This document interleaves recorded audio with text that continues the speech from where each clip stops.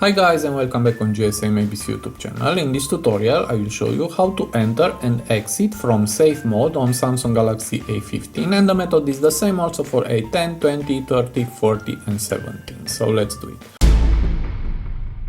So to do that it is very easy, just press the power button and here where you see power off, just push it long like this, and now tap again to restart your phone in safe mode. Downloaded apps will be temporarily disabled to help you troubleshoot your phone.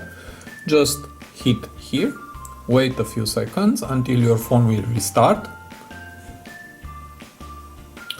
And now as you can see your phone is in safe mode, and you can go to your menu, and as you can see some apps are not enabled. You can disable the apps that causes you troubles.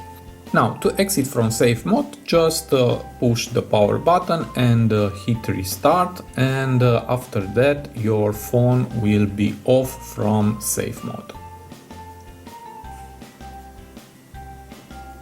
So I hope this tutorial to be useful for you, and see you to the next tutorial. Have a nice day.